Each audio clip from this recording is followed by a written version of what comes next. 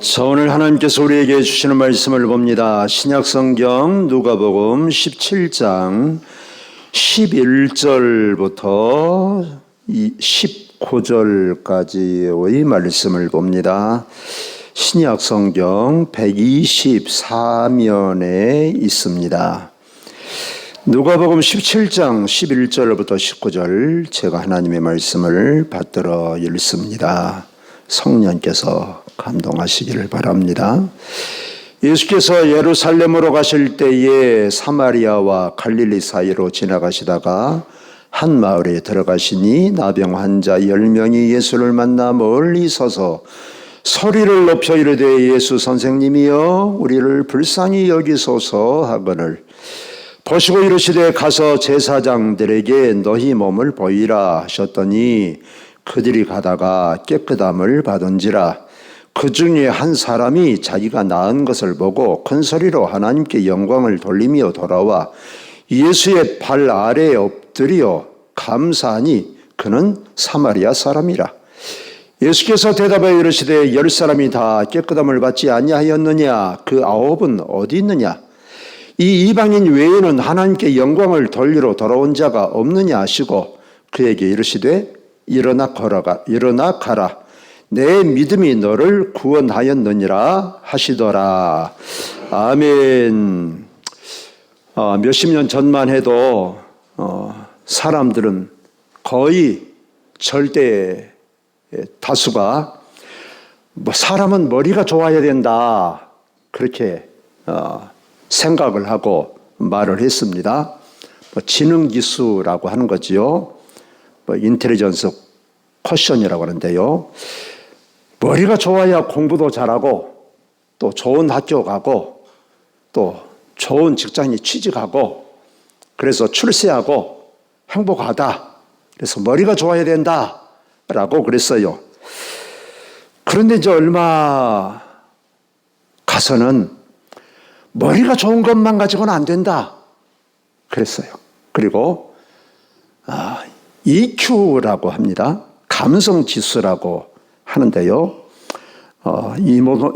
이모셔널 쿼션이라고 합니다만 감성지수가 사람이 좋아야 행복하다, 성공한다 이렇게 말을 해요. 이 감성지수라고 하는 게 뭐냐? 중요한 것은 우리가 암기력이 아니고 머리가 좋아서 기억력이 좋은 게 아니고 한 번 그냥 들으면 잘 안 잊어버리는 그런 게 아니고 내 감정을 알고 다른 사람의 감정을 알고 그리고 서로 간에 이제 이해를 하고 또 감정을 조절하고 불안이나 분노나 이런 충동을 잘 조절하고 창의력이 창의성이 있어야 사람이 행복하게 산다, 성공한다 라고 하는 것입니다. 미국의 아주 행동심리학자인 데니얼 콜만이라는 사람이 이런 제창을 했어요. 그래서 제가 그 치유 공부를 아주 열심히 하다가 그 감성 그 테라피도 제가 또 세미나도 가려고 그냥 서울까지 쫓아다니고 그런 적이 있습니다만 이제 이렇게 머리가 좋아야 된다라고 했는데 사람이 머리만 아니라 감정이 사실은 살아야 된다라는 거죠. 우리가 머리도 좋아야지요. 그러나 여러분 머리가 좋아가지고 지식이 많고 머리를 잘 굴리는 사람 이런 사람만 행복합니까? 사실은 그렇지 않아요. 보면 오히려 큰 죄를 저지른 사람은 어떤 사람이냐? 머리가 좋은 사람이에요. 여러분. 아무튼 우리가 사는 사회는 머리가 좋은 것, 지식의 중요성을 강조를 합니다. 그러나 정말로 중요한 것을 놓치는 경우가 사실은 많아요. 흔히 우리가 안전불감증이라는 것도 있지 않습니까? 우리 안전에 대해서 전혀 우리가 생각을 잘 안 하니까 안전사고 같은 것이 아주 많이 일어나잖아요. 또 건축 현장 같은 데서도. 그것만이 아니라 여러분 감사 불감증도 있어요. 감사할 줄을 몰라. 감사 불감증 환자들이 이 세상에 얼마나 많은지 모릅니다. 자녀가 부모에게 감사할 줄 모르죠. 학생이 교사에게, 선생님께 감사할 줄 모르죠. 직원이 고용주에게, 사장한테 감사할 줄 모르죠. 제가 며칠 전에 어떤 분한테 들었는데 사장이 뭔 말 한마디 했다고 갑질한다고 고소를 해버렸대요. 여러분, 참 이게 참 세상 살기가 참 어려운 세상이에요. 도움을 받으면서도 은혜를 입어도 감사할 줄 몰라요. 참 이건 불행한 것입니다. 감사를 느끼지 못해서 만족하지 못하고 불행하다고 느끼게 되면 정말 이것은 마음이 병든 것입니다. 마음이 병들면 자동적으로 육체도 병들게 되지요. 하나님의 나라는 두 군데 있습니다. 첫째는 어디가 하나님의 나라냐? 하나님이 계신 하나님의 나라가 하나님의 나라예요. 또 한 군데는 어디가 있냐? 감사하는 마음에 하나님의 나라가 있어요. 여러분, 마귀는 만성적인 불평, 불만자랍니다. 그러니까 불평, 불만이 있는 곳에는 마귀가 역사하는 거예요, 여러분. 감사가 있는 곳에는 성령께서 역사하는 거예요. 하나님이 계시는 거예요. 여러분, 감사하지 않는 마음이 얼마나 참 삭막합니까? 광야와 같은 꽃 아니에요? 아주 황막한, 이런 게 아주 감사한 마음이 없는 삭막한 마음. 이게 사실 이게 지옥이죠. 어디가 지옥입니까? 근데 사실 오늘날은 보통 보면 참 감사보다는 불평이 더 많은 그런 시대를 우리가 살아가고 있습니다. 불만족하는 그런 시대를 우리가 살아가고 있어요. 감사가 없는 그런 시대입니다. 옛날 같으면 정말 감사하고 눈물 글썽이면서 감사해야 될 그런 일들도 오늘날에는 너무나 이런 것들을 당연하게 생각하는 경우가 많아요. 그야말로 감사가 없어진 그런 시대를 우리가 살아가고 있습니다. 그런데 지금만이 아니라 예수님 시대에도 정도의 차이는 있지만 그랬었던 것 같아요. 오늘 성경 말씀에서 보면, 오늘 우리가 읽은 성경 말씀 우리가 너무나 잘 아는 말씀입니다. 예수님께서 예루살렘으로 올라가시다가 한 마을에 들어가셨지요. 들어가시다가 10명의 나병 환자를 만났습니다. 나병은 그때 당시에는 전염병이라고 생각을 했어요. 옮기는 병이다. 그래서 나병에 걸리면 가정과 마을과 사회를 떠나서 나병 환자들끼리 따로 모여서 살았지요. 저기 우리 소록도처럼 말이죠. 그때는 병이 옮긴다라고 생각했기 때문에 그랬던 것입니다. 그래서 이 사람들이, 이 10명의 나병 환자들이 그들끼리 이제 마을 밖에서 살다가 예수님께서 이제 지나가시는 모습을 보면서 예수님께 큰 소리를 질렀지요. 예수 선생님이여, 우리를 불쌍히 여겨주십시오. 그랬어요. 아마 그들은 아마 절박한 마음으로 그렇게 소리를 쳤을 것입니다. 이 소리를 듣고 예수님께서 말씀하셨어요. 너희가 제사장들에게 가서 너희 몸을 보여라 라고 했습니다. 예수님 당시에는 그 나병에 낫고 안 낫고를 판단하는 사람이 누구냐, 병원의 의사가 아니라 제사장이 판단을 했어요. 나병이 나았다 안 나았다 제사장이 판단을 했던 것입니다. 그래서 예수님께서 제사장에게로 가라, 그 말은 제사장으로부터 이제 너희가 우리식으로 말하자면 건강진단서를 받아라. 그리고 이제 너희는 이제 가정과 사회로 돌아가거라, 그 말이에요. 그리고 이 말씀 속에는 너희가 나을 것이다, 이 말씀이 포함되어 있는 거죠. 제사장에 가서 보여라, 이 말은 너희가 그야말로 이 나병이 낫는다, 이런 약속이지요. 그래서 이 사람들이 예수님의 말씀을 듣고 제사장에게로 가다가 몸의 변화를 느끼기 시작했단 말이죠. 아, 몸이 깨끗해지는구나. 그래서 10명이 제사장에게로 가다가 한 명이 돌아와서 예수님의 발 앞에 엎드려 감사했다라고 하는 것이 오늘의 말씀의 내용이지요. 이 내용을 통해서 우리가 몇 가지를 깨닫고 은혜를 받고자 하는 것입니다. 첫째로 이 사람들, 나병 환자들은 그야말로 저주받은 사람들입니다. 지금은 이제 나병이 별로 없는 것 같아요. 그리고 지금은 또 치료도 되니까. 그렇지만 옛날에는 이 나병은 천형이라고 생각을 했어요. 천형. 하늘이 준 병이다. 이렇게 생각을 했어요.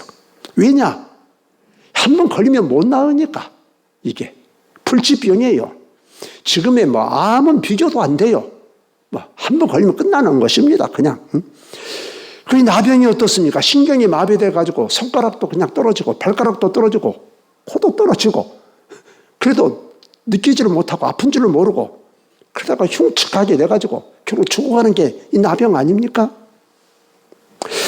그리고 이 나병은 또 전염까지 된다고 생각을 하니까 가족으로부터 이게 떨어져야 된단 말이죠.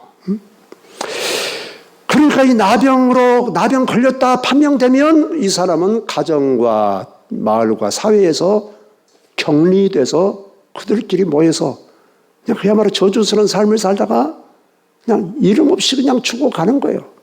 얼마나 이거 저주받은 병 아닙니까 이게? 얼마나 고통스럽겠어요.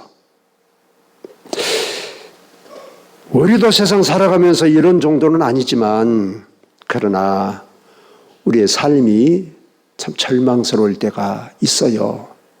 크게 낙심이 되고 그야말로 희망이 보이지 않을 때가 있습니다. 여러분들은 다 편안하게만 사셨는지 모르지만 살다 보면 참 죽는 것이 참 사는 것이 죽는 것보다 더 못하다. 참 그런 형편일 때가 있어요. 살아가는 것 자체가 저주스럽다라고 느껴질 때가 있습니다. 그럴 때 그야말로 그냥 자포자기하고 싶고 그렇지요. 그야말로 죽지 못해서 살아가는 거예요. 그냥 왜 이렇게 나에게만 이 인생이 이렇게 가혹한 것인지, 왜 나만 이렇게 저주받은 삶을 살아야 되는 것인지, 왜 나만 이렇게 참 고통을 받아야 되는 것인지, 내가 무슨 죄가 이렇게 많아서 내가 이런 삶을 살아야 되는 것인지 참 이런 생각이 들 때가 있어요. 이런 나병 환자들처럼 우리 삶이 사실은 그럴 때가 있습니다. 그럴지라도 여러분 우리에게는 희망이 있다. 할렐루야. 여러분 이 10명의 나병 환자 그야말로 저주스러운 거예요. 희망이 없어요. 희망이 절망이에요. 그러나 이 10명의 나병 환자들에게도 희망이 있다 라는 거예요. 소망이 있다라는 거예요. 왜 그러냐? 예수님께서 그들에게 찾아오셨다 라는 거지요. 겉으로는 예수님께서 그냥 그 마을을 지나가는 것처럼 보였어요. 그냥 지나간 거지요. 그러나 예수님의 속마음은 어땠을까요? 나병 환자를 고쳐주러 가는 마음이 있었던 거지요. 그러니까 겉으로는 보기에는 지나가는 것처럼 보였지만 그러나 예수님께서는 그들에게 찾아오신 거예요. 여러분 우리가 때로는 삶의 희망을 잃어버리고 어쩌다 내 인생이 이렇게 되었는지 이런 생각이 들 때가 있을 수 있어요. 그러면서 참 한숨을 푹푹 쉬면서 어쩔 수 없이 참 살아갈 때가 있습니다. 그러나 여러분 우리에게 희망이 있다. 소망이 있다라는 것입니다. 왜? 예수님이 우리에게 찾아오셨다 그 말이에요. 예수님께서 끊임없이 우리에게 오셔서 우리의 마음을 두드리고 계시는 것입니다. 너희가 마음의 문을 열면 내가 너에게로 들어가서 너와 함께 내가 먹고 마신다.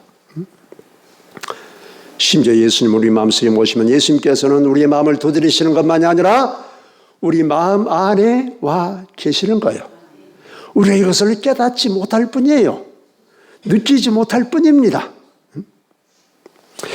그저 우리와 상관없이 계시는 것처럼 보여질 뿐이에요.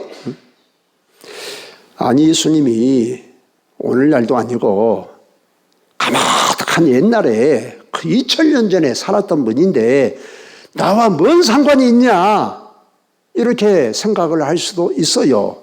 그리고 예수님이 우리나라 사람도 아니고 지구 거의 반대편 쪽에 있는 저 멀리 사신 분인데 도대체 어쩐단 말이냐 이렇게 우리가 생각을 할 수가 있습니다.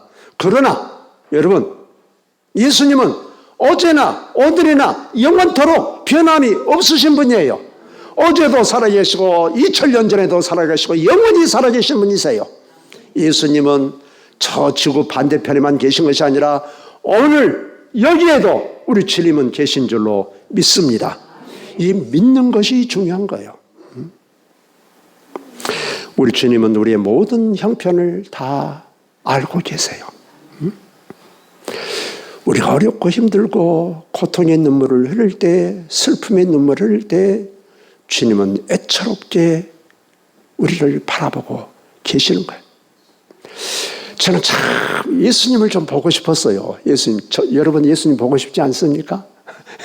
참 다른 사람은 참 환상 중에 예수님을 봤다는데 나는 제 나름대로 기도를 얼마나 많이 하는데 밤새도록 산기도도 하고 그런데 왜 예수님은 참 나를 안 보여주냐 이런 생각을 많이 했어요. 주님, 나도 주님 한번 보고 싶습니다.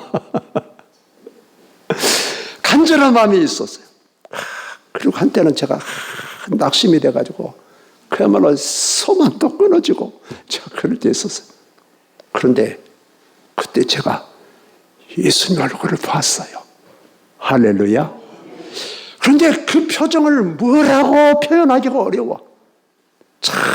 그 미묘한 감정, 그 눈망울, 애처로운 그 눈망울로 참 나를 바라는데 뭐라고 한마디로 이걸 표현하기 어려운.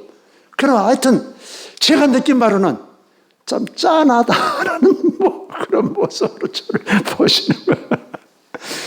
여러분, 예수님은 우리의 모든 것을 형편을 다 아시는 분이에요. 단지 우리가 주님이 보이지 않으니까 우리가 깨닫지 못할 뿐이지요. 예수님은 공감 능력이 뛰어나신 분이에요. 우리는 남이 죽든지 살든지 관심이 없지 않습니까? 여러분, 그런데 예수님은 우리의 모든 형편과 사정을 다 아시고 우리가 힘들어할 때 주님은 눈물을 흘리시고 애처롭게 생각하시고 그러신 분이시라니까. 예수님은 그야말로 감성지수가 높으신 분이에요, 여러분. 자, 이들에게 여러분 감사가 무엇입니까? 복이 무엇입니까? 이 나병 환자들은 예수님이 어떤 분인가를 알았다라는 거예요. 알고 믿었다는 것입니다. 이게 그야말로 불행 중에 이게 복이에요, 복. 오늘 13절에 기록되어 있지 않습니까? 예수 선생님이요, 우리를 불쌍히 여기소서. 여러분, 이 말 뜻이 무엇일까요? 예수님은 우리의 병도, 우리의 문제도 고치고 해결할 수 있는 것을 믿습니다. 그런 뜻 아니겠어요? 우리를 불쌍히 여겨주란 말은 뭔 뜻이겠어요? 예수님은 내 문제를 해결해 줄 수 있습니다. 세상 것으로 어떻게 해야 불치병이라도 예수님은 우리의 병을 고칠 줄로 믿습니다. 그 말이 포함되어 있지요. 이거 여기에는 예수님을 분명하게 알고 믿었다 그 말이에요. 이 사람들은 어떻게 알고 믿었는지 우리가 정확하게 알 수는 없지만, 소문을 들었는지 어쨌는지 알 수 없지만, 그들은 예수님은 그들을 죄에서 건져주실 분으로 생명의 주님으로 믿고 고백을 한 것입니다. 이게 복이에요. 여러분, 예수님을 믿지 않고서 어떻게 예수님을 찾고 예수님 앞에 나오고 예수님을 부르고 예수님께 그야말로 하소연하고 요청할 수가 있겠습니까? 믿었으니까 찾고 부르짖을 수가 있었던 거예요. 여러분, 이제 이렇게 중요한 것은 우리에게 믿음인 것입니다. 믿음. 여러분, 믿음이 없이는 예수님을 찾을 수가 없어요. 믿음이 없이는 예수님을 부를 수가 없어요. 믿음이 없이는 예수님의 은혜를 받을 수가 없어요. 믿음이 없이는 여러분 이 자리에 앉아 있을 수가 없어요. 그래서 성경에서 말씀하지 않습니까? 히브리서 11장 6절에서 믿음이 없이는 하나님을 기쁘시 할 수 없나니 하나님께 나아간 자는 반드시 그가 계신 것과 또한 그를 찾는 자들에게 상 주시는 이심을 믿어야 할지니라 말씀하셨어요. 여러분, 이 믿음이 있어야 하나님의 은혜를 입을 수가 있고 하나님의 능력을 경험할 수가 있습니다. 그래서 예수님께서 죽은 나사로를 살리실 때 그 동생들에게 말하지 않습니까? 내가 부활이요 생명이다. 나를 믿으면 죽어도 살고 영원히 죽지 않는다. 내 말을 믿으면 하나님의 영광을 보리라. 내 말을 믿으면이에요. 믿음이에요. 여러분, 믿음이 있어야 하나님과 관계가 제대로 되는 거예요. 이건 사람과의 관계도 마찬가지입니다. 사람을 믿지 못하는데, 상대방의 신뢰가 없는데 어떻게 관계가 제대로 됩니까? 하나님과의 관계도 마찬가지예요. 가장 기본적인 게 뭐냐? 믿음이에요, 믿음. 믿음이 있어야 뭐가 되지요. 우리가 예수님을 믿어야 됩니다. 어떤 분으로 우리가 예수님을 믿어야 됩니까? 예수는 우리의 모든 죄와 사망과 저주와 지옥으로부터 건져주시는 구원의 주님으로 믿어야 됩니다. 예수님은 우리에게 생명의 주님, 영생을 주시는 그 주님으로 우리가 믿어야 되는 것입니다. 예수님으로 말미암아 우리가 하나님의 자녀가 된 것을 믿으시기를 주의 이름으로 축원합니다. 하나님께서 우리를 사랑하신 것을 믿으십시오. 믿음이 안 돼도 아멘 하시라고. 하나님은 나를 사랑하십니다. 따라서 합시다. 하나님은 나를 사랑하십니다. 하나님은 나를 사랑하십니다. 하나님은 언제나 어디서나 나와 함께 하십니다. 아멘 하신 분들만 복을 받으세요. 하나님은 우리의 삶을 책임져 주실 분인 줄로 믿습니다. 우리가 하나님을 의지하고 사는 한, 여러분, 여러분 그 사람들은 그야말로 예수님의 말씀대로 제사장에게로 갔습니다. 순종했다 그 말이에요. 말씀대로 갔어요. 저 같으면 아마 그랬을런지도 모르겠어요. 예수님, 고쳐줘야지요. 고쳐줘야 제사장한테 갈 것 아닙니까? 아니 고침받지 않았는데 어떻게 가요? 고쳐주세요. 그래야 가지요. 아마 저 같으면 그랬을런지도 몰라요. 이것이 합리적이고 상식적인 것 아닙니까? 이성적이고? 아니 몸은 그대로 있는데 제사장한테 가라니 뭘 믿고 갑니까 여러분? 아무런 몸에 변화가 없어도 이 사람들은 예수님의 말씀을 믿고 순종해서 제사장에게로 갔어요. 이게 중요합니다. 여러분, 믿음은 순종하게 되어 있어요. 이 사람들은 예수님의 말씀을 듣고 믿고 받아서 그야말로 순종해서 제사장에게로 간 것입니다. 이것이 중요해요. 아까 제가 믿음이 중요하다고 했는데 여러분 또 이게 중요해요. 뭐가 중요하냐? 주님의 말씀을 믿는 것은 기본이요. 여러분 1차적인 거예요. 1차적. 그 믿음은 순종으로 나타나야 되는 거예요. 믿음의 결과가 순종하는 거예요. 여러분. 순종하다 보니까 예수의 말씀을 믿고 그대로 가다 보니까 몸의 변화가 온 거예요. 고침을 받게 된 것을 깨닫게 된 거예요. 예수의 말씀대로 이루어진 것을 경험하게 된 거예요. 믿음의 결과가 순종이라니까요. 마음으로 믿고 입술로 시인하고 예수님께 부르짖고 예수님께서 제사장에 가서 보혈하러 가서 그 말씀을 마음에 받아들이고 말씀을 따라 갔더니 좋아졌단 말이에요. 여러분, 우리가 사람의 믿음을 어떻게 합니까? 제가 여러분의 믿음을 어떻게 합니까? 제가 여러분 마음속에 쏙 들어갔다 오지도 않았는데 모르죠. 어떻게 합니까? 여러분들의 삶의 모습을 보면서 하는 거예요. 행동하는 것 보면서 하는 거예요. 주일날 나오지도 않아. 믿음이 없는 사람이지요. 봉사도 안 해. 열심도 없어. 기도 안 해. 찬송도 안 해. 뭣도 안 해. 그러면 아이고 저 사람 말로만 믿지 않겠구만. 그렇게 생각하는 거예요, 여러분. 아브라함에게 하나님께서 말씀하지 않았습니까? 네 아들 독자 이삭을 저 산에 가서 번제로 바쳐라. 불태워서 죽여서 바쳐라. 아브라함이 가서 3일 길을 가서 죽여서 바치려고 했어요. 그때 하나님께서 말씀하는 거예요. 이제야 네가 나를 제대로 믿은 것을 알았다. 하나님도 그 행동을 보고 알고 인정하신 거예요, 여러분. 이것을 통해서 아브라함은 믿음의 조상, 믿음의 최고봉에 올라설 수가 있었던 거예요. 순종을 통해서 보인 거예요, 믿음을. 여러분 100번, 1000번 말해도 겉으로 드러나는 순종이 없으면 그 믿음은 올바른 믿음이 아니다 라는 거지요. 그래서 이 사람들은 10명이 가다가 자기 몸이 깨끗해지는 것을 느꼈습니다. 그런데 한 사람만 왔다고 그러잖아요. 그것도 사마리아 사람만. 그들은 다 믿었어요. 10명 다 믿었지요. 믿었으니까 10명이 다 소리 질러서 예수님께 참 부탁하고 그랬지요. 그들도 다 예수의 말씀을 믿고 받아들였어요. 그러니까 제사장에게로 갔지요. 그들도 믿었어요. 예수님을 믿음으로 순종했어요. 그들의 믿음이 잘못된 게 아니에요. 믿음이 없는 게 아니에요. 그런데 돌아온 사람은 한 사람이었다. 그래서 오늘 17절에 이렇게 말씀합니다. 10사람이 다 깨끗함을 받지 아니하였냐? 그 9은 어디에 있냐? 예수님께서 말씀하시거든요.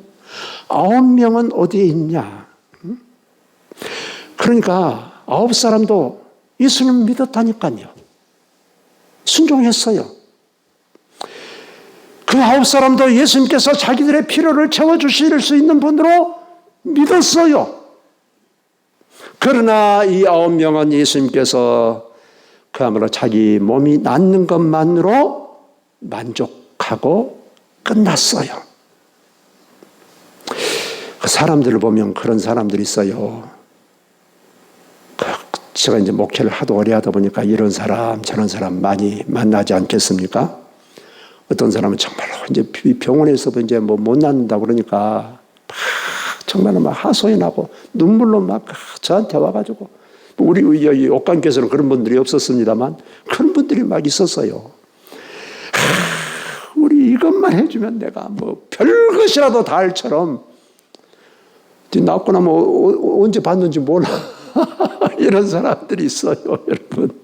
그러고 이제 막 핑계를 막 대. 뭐, 이래서 저거, 그런 말이라도 좀 안 했으면 좋겠어, 여러분. 여러분, 그런 사람들이 있어요. 아마 9사람이 그런 사람 아니겠습니까? 그런데 한 사람, 사마리아 사람. 그것도 이방인. 이스라엘 유대인들은 그야말로 개 취급했던 사람 취급도 안 했던 그 사람.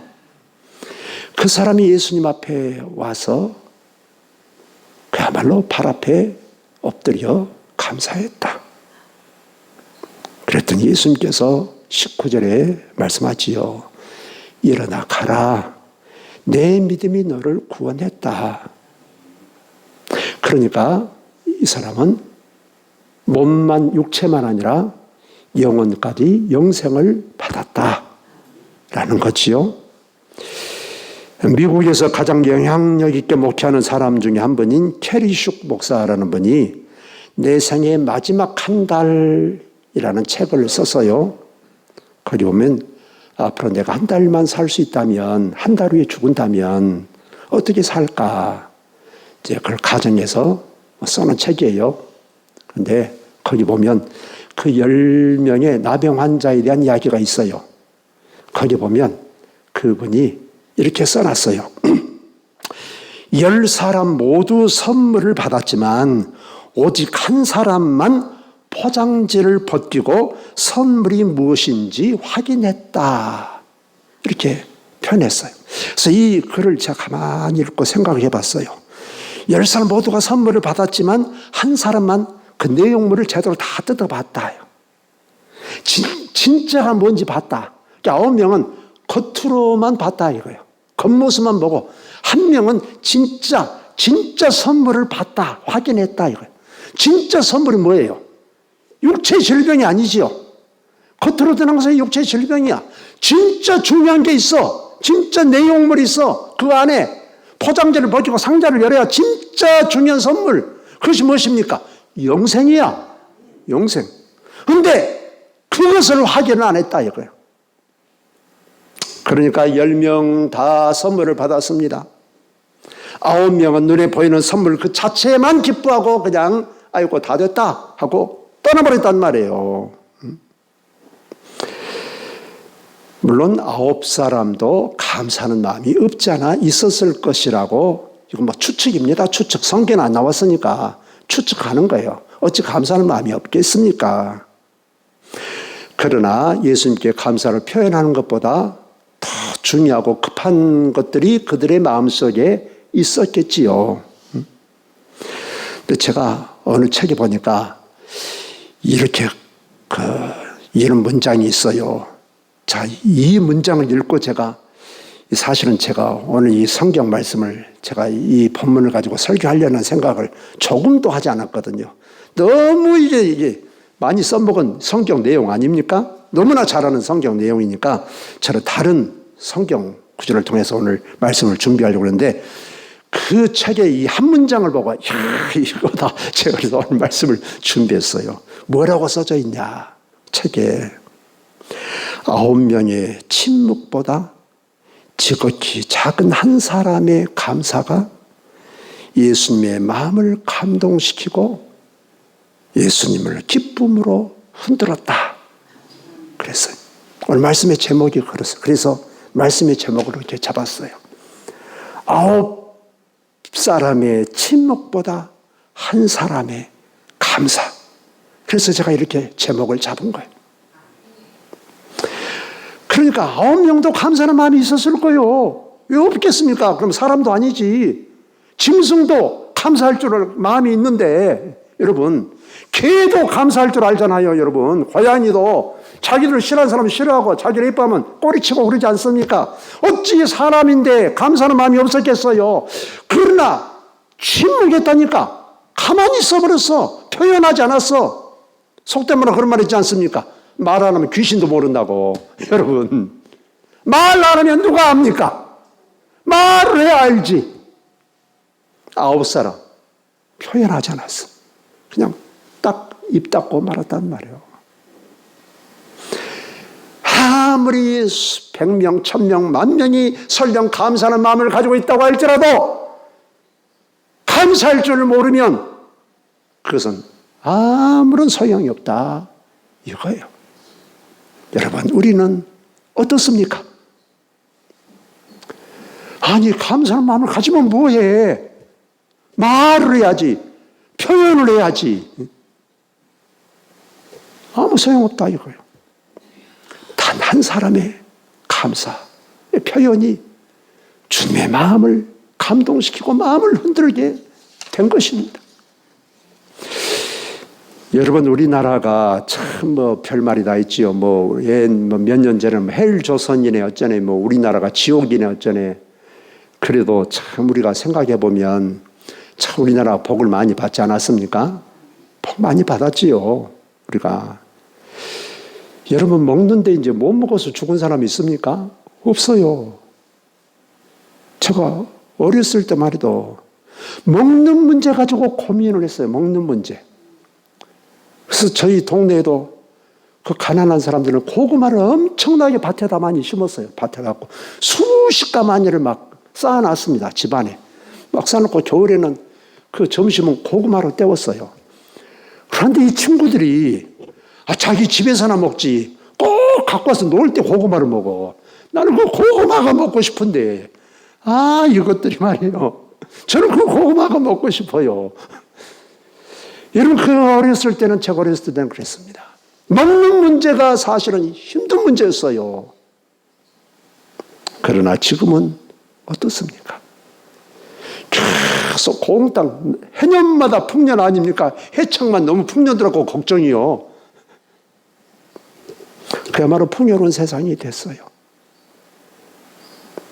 그런데 우리가 얼마나 감사합니까? 농사가 잘 되었다고, 올해 농사는 정말 얼마나 소득이 올랐다고 자랑은 해요, 사람들한테. 올해 소득은 어느 정도 되겠다고 말은 막 하는데, 그렇게 해주신 분, 그분에게 우리가 표현하고 계십니까? 우리가 생각해 볼 필요가 있어요. 여러분, 감사는 누구나 할 수 있는 게 아닙니다. 감사는 생각할 줄 아는 사람, 깊이 생각하는 사람, 진정한 믿음이 있는 사람만 감사할 수가 있어요. 그러지 않습니까? 이 9사람은 눈에 보이는 그 문제 해결된 것만 만족했어요. 그러나 돌아온 한 사람은 은혜의 근원을 알았어요. 근원을 알고 그분에게 와서 감사했어요. 감사는 육체적인 것만 건강해진 게 아니라 그야말로 영적 회복, 영원 구원까지 받는 그야말로 믿음의 그야말로 핵심 통로다라는 거예요. 감사는 세상의 신앙의 최고의 수준이다 라는 거죠. 아무리 감사한 마음이 있을지라도 침묵은 아무런 소용이 없다. 소용없어요. 감사할 때 하나님의 나라가 내게 임하고 참된 행복을 누리게 되는 것입니다. 지극히 작아도 감사할 줄 알고, 그래서 감사함으로 말미암아 주님께서 우리를 기뻐하시고 우리 더 큰 하나님의 은혜 가운데 사는 복된 성도들이 되시기를 주의 이름으로 축원합니다. 기도드립니다. 살아계신 우리 아버지 하나님, 우리 하나님께서 저희들에게 베풀어 주신 걸 생각하면 참 너무나도 많고 많습니다. 그런데 저희들은 가진 것보다는 없는 것, 또 더 많은 사람과 비교하기 때문에 저희들은 만족하지 못하고 오히려 아쉽고 불평할 때가 있습니다.